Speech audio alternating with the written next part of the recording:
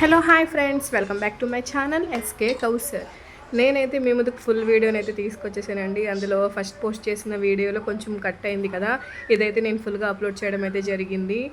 చూడండి, ముందు చెప్పిన విధంగానే ఈ విధంగా ఆనియన్స్, పచ్చిమిర్చి అన్నీ కోసేసుకుని కుక్కర్లో వేసేసుకోవాలి. తర్వాత వచ్చి సరిపడా చెక్క, లవంగాలు 4 లవంగాలు వేసుకోవాలి.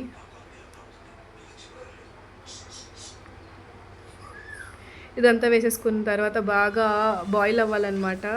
గోల్డెన్ కలర్లో ఫ్రై అవ్వాలి ఆనియన్స్ అనేవి. చూడండి, ఈ విధంగా బాగా కలుపుకోవాలి.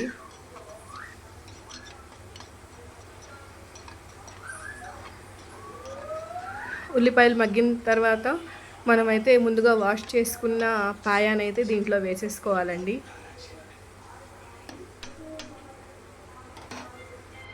చూడండి, ఈ విధంగా పాయానైతే నేను వేసేసుకున్నాను. బాగా మిక్స్ అవ్వాలన్నమాట. బాగా మిక్స్ అయిన తర్వాత దాంట్లో సరిపడా కారం, పసుపు, ఉప్పు వేసుకోవాలండి. వేసుకొని బాగా మిక్స్ అవ్వాలి. బాగా కలుపుకోవాలన్నమాట. అన్నీ కలిసేటట్టు కారం, పసుపు, ఉప్పు అంతా బాగా కలవాలి. బాగా కలిపే వరకు కలుపుకోవాలన్నమాట. ఆ తర్వాత మనం దీంట్లో రుబ్బుకున్న మసాలాను అయితే వేసుకుందాం. దీంట్లో వచ్చేసి గసగసాలు, అల్లం వెల్లుల్లి పేస్ట్, కొద్దిగా కొబ్బరి, దాల్చిన చెక్క, లవంగం, ఇంకోటి వచ్చేసి కొద్దిగా ధనియాలు, అవి కూడా యాడ్ చేసిన తర్వాత బాగా మిక్స్ చేసుకోవాలండి. మసాలా అనేది బాగా మిక్స్ అయిన తర్వాత 2 గ్లాస్ ఆఫ్ వాటర్ యాడ్ చేసుకొని మనం బాగా కలుపుకోవాలి. బాగా కలిపేసుకొని విజిల్ పెట్టేసుకోవాలండి. లేత మాంసం అయితే త్వరగానే మగ్గిపోద్ది.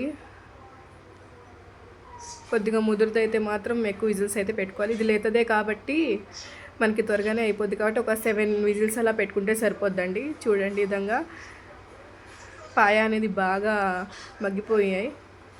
చూడండి పీసెస్ ఎలా అయ్యాయో, బాగా మగ్గిపోయింది పీస్ అనేది. ఈ విధంగా పాయ అనేది రెడీ అయిపోద్ది. చూడండి.